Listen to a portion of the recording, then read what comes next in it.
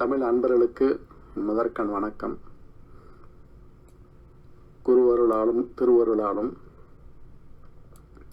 இன்று தொடர்முகமாக திருமந்திர மாலையில் ஒரு பாடலை எடுத்து அதன் அடிப்படையில் வள்ளலார் அவர்களின் ஆன்மீக பரிமாண வளர்ச்சியை பற்றி சில அவர் எழுதின பாடலை வைத்து இன்று இந்த தலைப்பில், அதாவது ஆன்மீக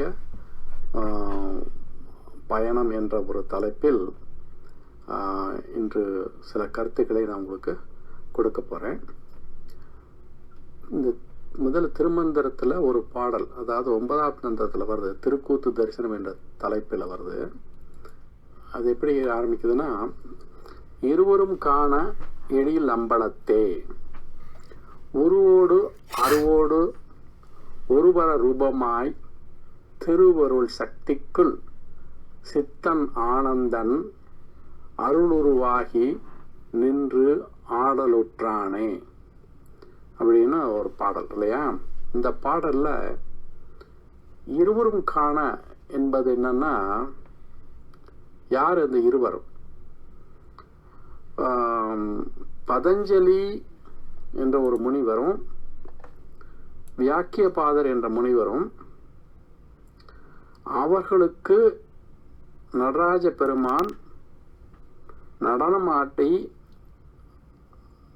நடன காட்சியை அவர்களுக்கு காண்பித்தார் என்ற ஒரு வரலாறு இன்னைக்கு இருக்குது. அதன் அடிப்படையில் தான் தைப்பூசத்திற்கு அங்கே சிதம்பரத்தில் விழா கொண்டாடுறாங்க. பதஞ்சலி முனிவரும் வியாக்கியபாதரும் இவர்களெல்லாம் திருமூலர் காலத்தில் இருந்ததாக சில சான்றுகள் சொல்கின்றன. ஒரு பாடல்ல கூட அவர் சொல்றார், அதாவது தன் திருமூலர் அவங்க 2 பேரை பற்றி ஒரு பாடல்ல சொல்றாரு. அது முதல் தந்தத்திலே வரும். அதை பற்றி நான் ஏற்கனவே என்னுடைய பேச்சில் ஒரு இடத்துல நான் பதிவு பண்ணியிருக்கேன். இப்போ அந்த 2 பேருக்கும் அவர் காட்சி கொடுத்தார். யாரு? நடராஜ பெருமான். ஆனா இந்த இறைவனானவன், அதாவது சிவபெருமான் என்று சொல்லப்படும் இறைவன் என்ற ஒரு அடிப்படையிலிருந்து நம்ம எப்படிலாம் அவர் வணங்குறோம்னா, அருவமாயும் வணங்குறோம், உருவமாயும் வணங்குறோம், அருவுருவமாயும் வணங்குறோம். இப்போ இந்த 2வது அடி அப்படிதான். இருவரும் காண எழிலம்பலத்தை உருவமாய், இல்லை உருவோடு அருவோடு ஒருவர ரூபமாய் அப்படின்னு என்ன அர்த்தம்? உருவோடு அவருக்கு எப்படி காட்சி கொடுக்கிறாருன்னா, நடராஜர் வடிவிலையும் அந்த தட்சிணாமூர்த்தி வடிவிலையும் அவர் காட்சி கொடுக்கறது, உருவோடு காட்சி கொடுக்கறது அடையாளம். அப்புறம் அவர் அருவுருவமாயும் காட்சி கொடுப்பார். அருவுருவமாய் காட்சி கொடுக்கறது சிவலிங்க ரூபம். அதுதான் இந்தியா பூரா, உலகம் பூரா நம்ம சிவலிங்கத்தை வைத்து சைவர்கள் வணங்கி இன்றைக்கும் வர்றாங்க. அது அருவுருவ வழிபாடு. அப்புறம் அருவ வழிபாடு. அருவ வழிபாடு என்பது ஜோதி வடிவமாக காட்சி கொடுக்கிறது. அதை வைத்துதான் திருவண்ணாமலையில் தீபம் ஏற்றுறாங்க. கார்த்திகை தீபம் ஜோதிமயமாக காட்சி கொடுக்கிறார். அந்த கதை உங்களுக்கு எல்லாத்துக்கும் தெரியும். அதாவது அந்த ஜோதி வடிவத்தை விஷ்ணு பிரம்மாவும் அடிமுடி தேடல் என்ற ஒரு அடிப்படையில் 2 பேரும் கண்டு கொள்ள முடியல அப்படிங்கிறது, அது ஒரு கதை இருக்குது, எல்லாத்துக்கும் அது தெரியும். ஸோ ஒளி வடிவமாக, அதாவது அருவ வடிவமாக இருந்து இந்த 3 உருவமாகவும் இந்த 2 முனிவர்களுக்கு காட்சி கொடுத்தாரு அப்படிங்கிறது இங்கே இந்த பாடலுடைய பொருள் இல்லைங்களா? இப்போ இந்த அடிப்படையில் வள்ளலாருடைய வாழ்க்கையை அவர் சிறு வயசுலேருந்து கடைசி வரலாம் எப்படி வாழ்ந்து காமிச்சாரு, அவருடைய ஆன்மீக பயணத்தில் எப்படி முன்னேற்றம் அடைந்தது அப்படிங்கிறது இங்கே நான் கொஞ்சம் இந்த ஒரு திருமந்திர பாடலுடைய அடிப்படையில் அவருடைய வாழ்க்கையை நான் கொஞ்சம் சற்று விளக்கமாக சொல்ல போகிறேன். அதாவது சுருக்கமாக சொல்கிறேன். எப்படின்னா அவருடைய வாழ்க்கை எந்த ஊரில் பிறந்தார், எங்கே, அதெல்லாம் நான் சொல்ல வரல. சுருக்கமாக அது அவர் என்ன சொல்ல வரேன்னா, இப்போ முதல்ல அவர் எங்கே போனார், எந்த கோயிலுக்கு போனார், அப்புறம் இடைக்காலத்தில் வாலிப காலத்தில் எங்கே போனார், இந்த மாதிரி கருத்தை தான் நான் சொல்ல வரேன்.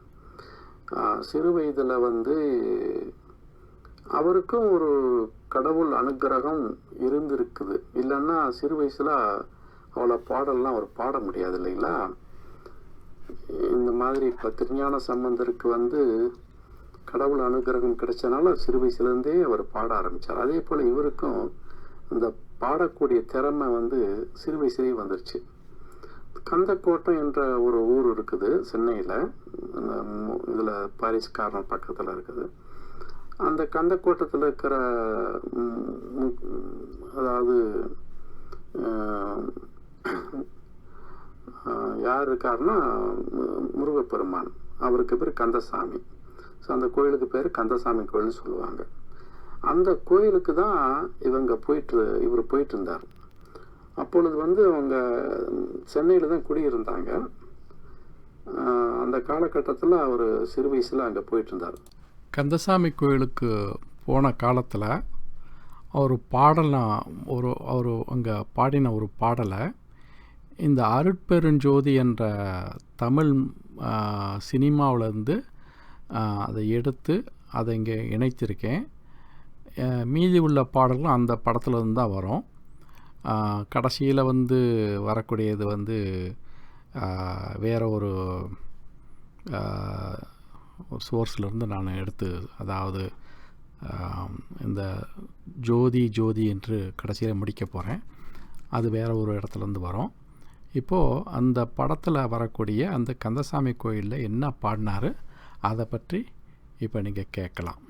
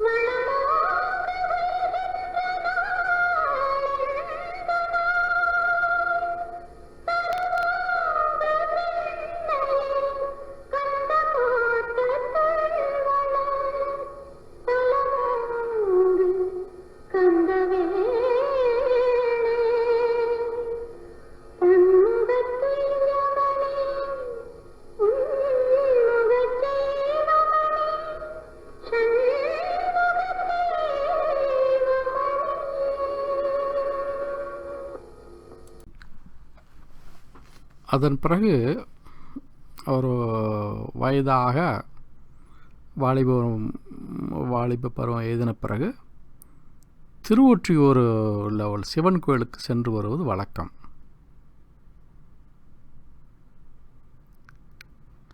அதற்கு இடையில் அதற்கு முன்னாடி இன்னும் சிறு பிராயத்தில் இருக்கும் பொழுதே ஒரு நாள் அவர் ஒரு தனி அறையில் இருக்கும் பொழுது அவருக்கு வந்து அந்த முருகப்பெருமான் அறுமுக வடிவில் கண்ணாடியிலேயே அவருக்கு காட்சி கொடுத்தார். அந்த காட்சியை கண்ட வள்ளலார் அந்த சிறு பிராயத்திலேயே இன்னொரு பாடலை பாடுறாரு. அந்த பாடலையும் இப்போ நீங்கள் கேட்கலாம்.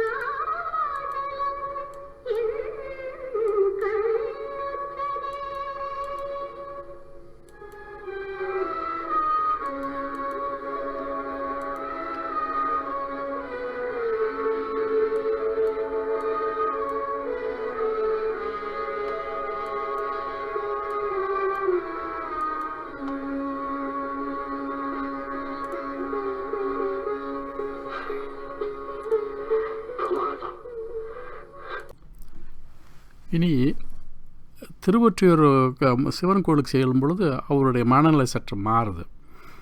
அங்கே சிவலிங்க வழிபாடு நடத்தி வருகிறார். அப்பொழுது அங்கே வடிவுடை அம்பாள் என்ற ஒரு சக்தி இருக்குது. அதாவது அம்பாள் பேர் வந்து வடிவுடை அம்பாள். அவரே வந்து அக்கால் வடியில் வந்து உணவு கொடுத்ததாக அந்த கதையில் அப்படி வரும். அதனால் அந்த வடிவுடை அம்பாளுடைய அருளையும் பெற்றவர் ஆகிறார் இங்கே வந்து. இப்போ இந்த தளத்தில் ஒரு பாடலை அவர் பாடுறாரு. இப்போ அதை கேட்கலாம்.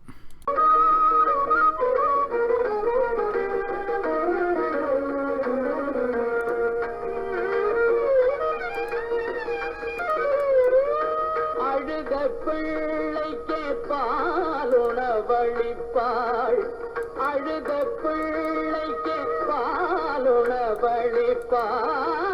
அழுத பிள்ளைக்கே பாலுணவளிப்பாள். அன்னை என்பர்கள்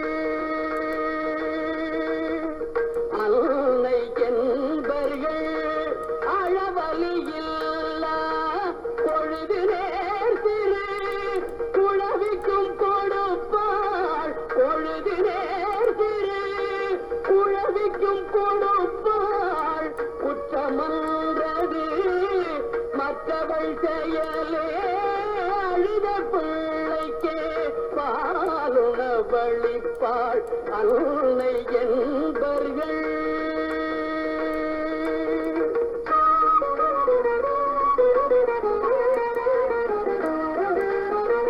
தொழுது நின்னடி துதிக்கின்றோர்க்கெனவே, தொழுது நின்னடி துதிக்கின்றோர்க்கெனவே, குட்டனேனுக்கும் சூழ்ந்தருள் செய்யலாம், குட்டனேனுக்கும் சூழ்ந்தருள் செய்யலாம்.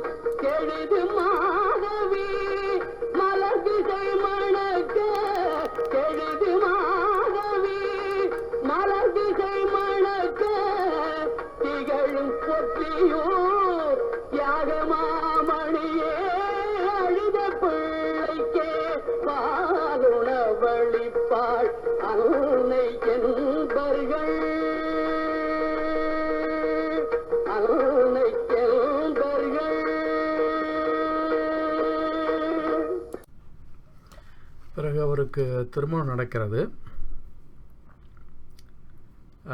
சில நாள் இல்லற வாழ்க்கை வாழ்கிறார். ஆனால் அதில் நாட்டம் இல்லை. இந்த காலகட்டத்தில் இன்னொரு பாடலையும் அந்த கோயிலிலே பாடுறாரு. அதை இப்போ நீங்கள் கேட்கலாம்.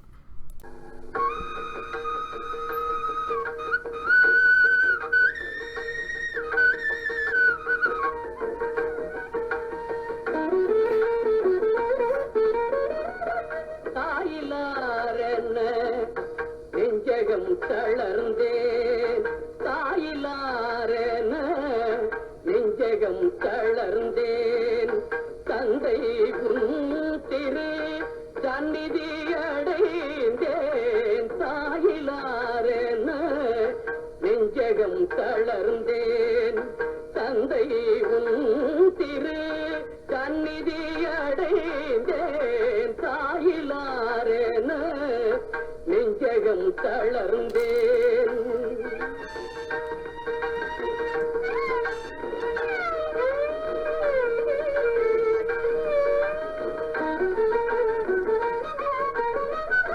வாயிலாரென இருக்கின்றீர் அல்லால்,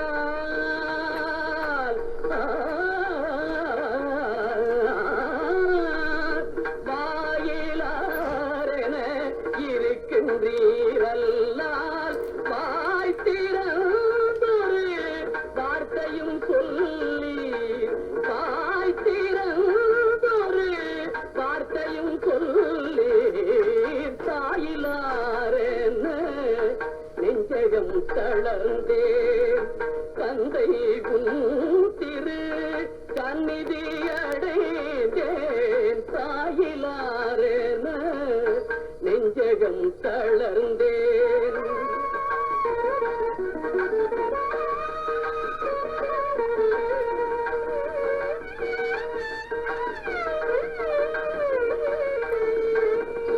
கோயிலாக என் நெஞ்சகத்தமர்ந்த, கோயிலாக என் நெஞ்சகத்தமர்ந்த குணத்தினீரன்றன் குறையறியீரோ, குணத்தினீரன்றன் குறையறியீரோ, கோயிலாது நற்கொண்டருக்கருள்வான், ஓயிலாது நற்கொண்டருக்கருள்வான், ஓங்கி தீருற்றி ஊருடையீரே, ஓங்கி தீருற்றி ஊருடையீரே, தாயிலாரென நெஞ்சகம் தளர்ந்தேன், தந்தை உன் திரு சந்நிதி அடைந்தேன், தாயிலாரென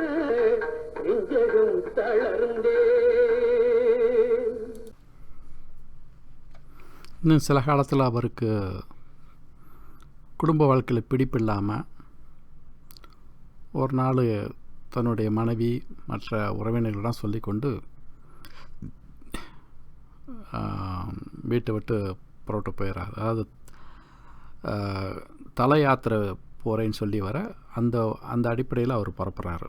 அதாவது சந்நியாசங்கிற வார்த்தையை அவர் சொல்லலை, தல யாத்திரை போயிட்டு வர ஆசையாக இருக்குது அப்படின்னு சொல்லிவிட்டு அவர் வீட்டை விட்டு புறப்படுறாரு.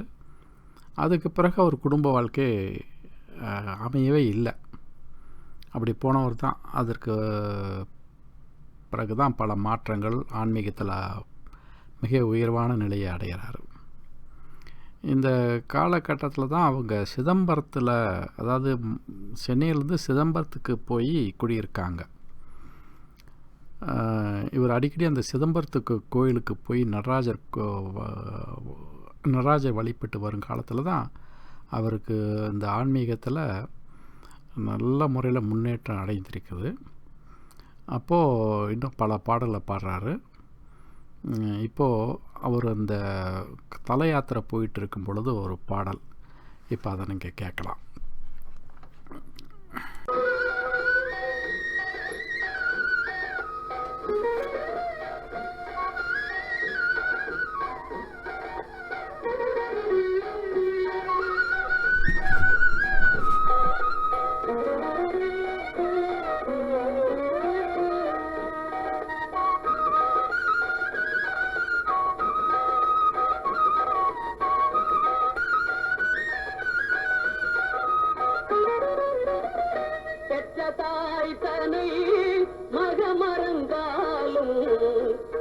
தாய் தனை மகமறந்தாலும் பிள்ளையை பெரும் தாய் மறந்தாலும் பெற்ற தாய் தனை மகமறந்தாலும் பிள்ளையை பெரும் தாய் மறந்தாலும்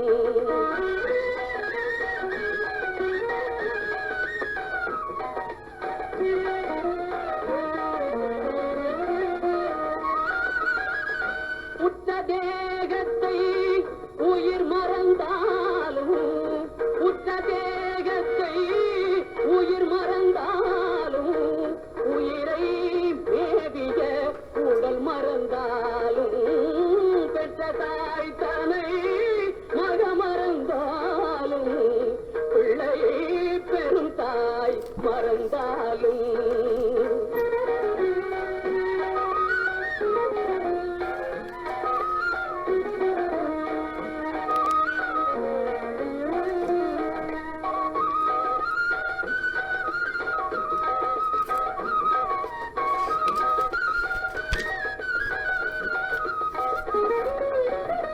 கற்ற நெஞ்சகம் கலை மறந்தாலும் கற்ற நெஞ்சகம் கலை மறந்தாலும் கண்கள் நின்றிமைப்பது மறந்தாலும் நற்றவர் உள்ளிருந்தோங்கும் நற்றவர் உள்ளிருந்தோங்கும் நமச்சிவாயத்தை நான் மறவேனே நமச்சிவாயத்தை நான் மறவேனே. இதைத் தொடர்ந்து மற்றும் ஒரு பாடலை அந்த படத்தில் வரும்போதே நீங்கள் கேட்கலாம். இப்போ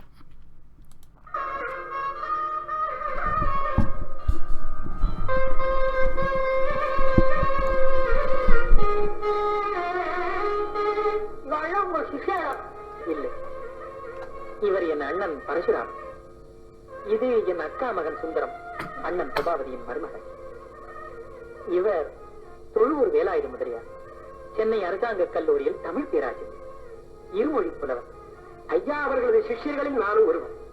வித்யாகர்வம் கொண்டிருந்த வெகுளி என் அகம்பாவத்தை அகற்றி என்னை ஆட்கொண்டார். அடியே ஒரு காலத்தில் குருநாதர் அவர்களை அடித்தும் வாக்கியம் பெற்றவன் எட்டாம் பிள்ளை. இன்று அடிகளார் திருவடி சேவை செய்து வரும் பரமானந்த சிஷ்யர்.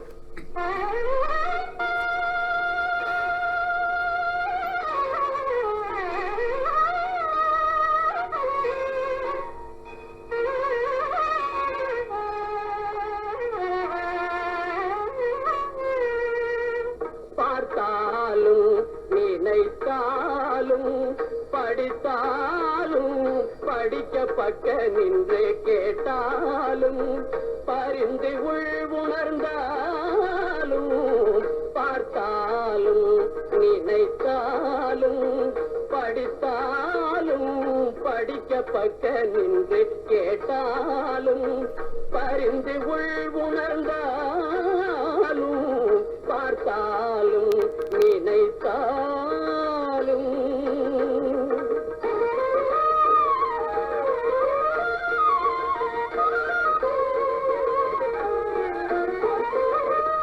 ஈர்த்தாலும் பிடித்தாலும் கட்டியணைத்தாலும்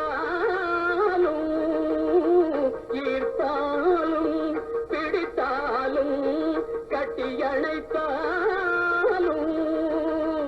இத்தனைக்கும் கிட்டிக்கும் இனித்த சுவை கரும்பே பார்த்தாலும் நினைத்தாலும் படித்தாலும் படிக்கப்பட்ட நின்று கேட்டாலும் பரிந்து உள் உணர்ந்தாலும் பார்த்தாலும் நினைத்தாலும்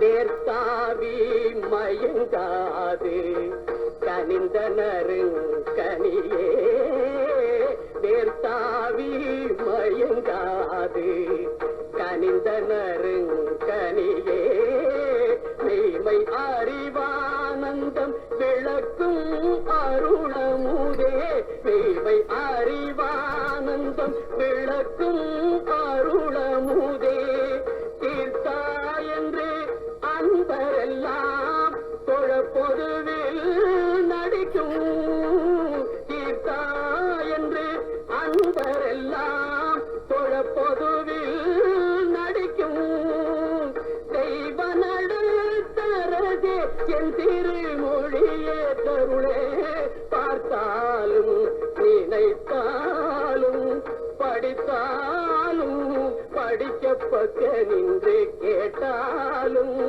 பரிந்து உள் உணர்ந்தாலும் பார்த்தாலும் நினைத்தாலும்.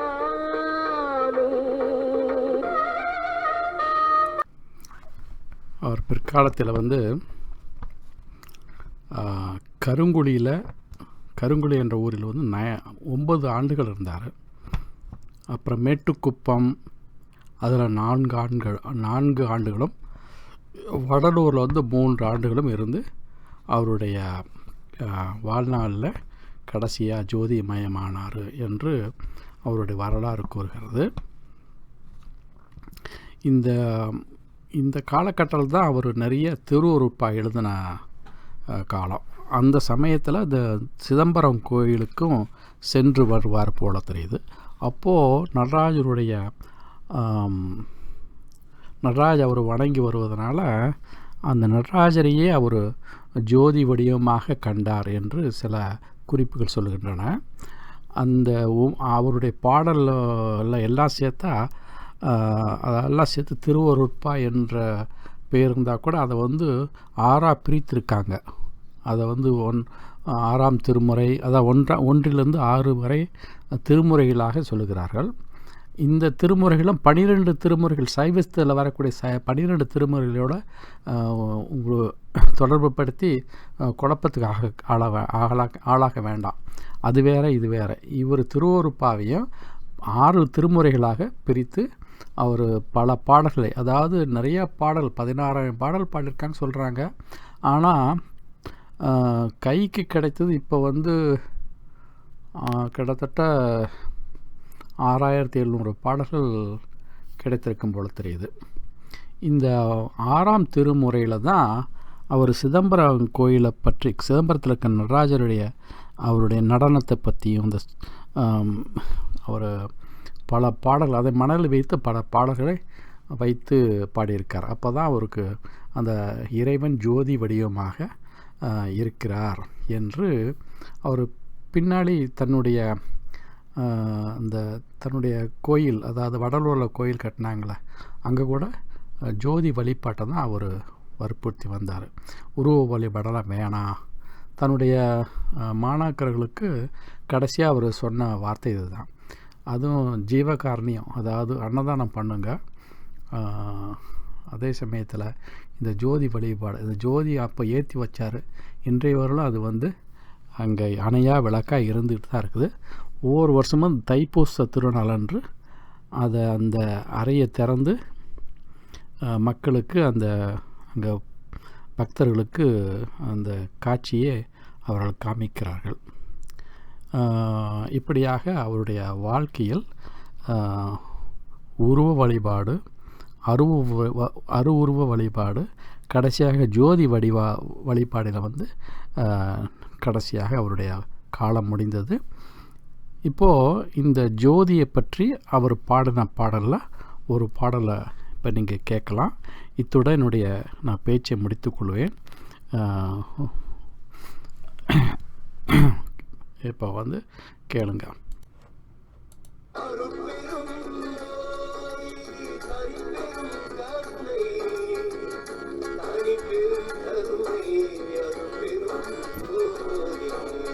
ஜோதி ஜோதி ஜோதி சூயம், ஜோதி ஜோதி ஜோதி பரம், ஜோதி ஜோதி ஜோதி அருள், ஜோதி ஜோதி ஜோதி சிவம், ஜோதி ஜோதி ஜோதி சூயம்,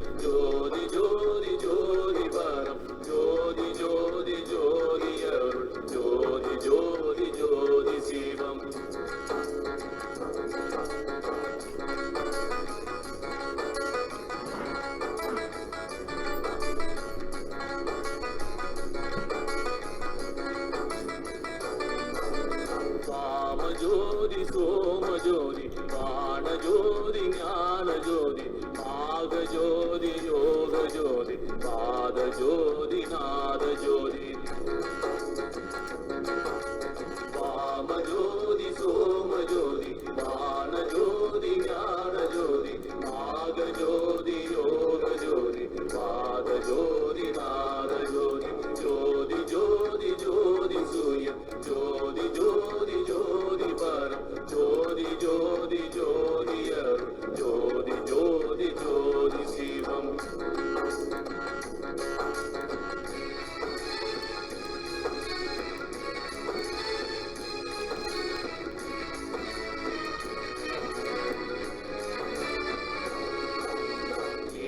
ஜோதி வியோம ஜோதி ஏரு ஜோதி வீரு ஜோதி ஏக ஜோதி ஏக ஜோதி ஏக ஜோதி ஏக ஜோதி ஏக ஜோதி ஏக ஜோதி ஏக ஜோதி ஏக ஜோதி ஜோதி ஜோதி ஜோதி சூயம் ஜோதி ஜோதி ஜோதி பரம் ஜோதி ஜோதி ஜோதி அருள் ஜோதி ஜோதி ஜோதி சிவம்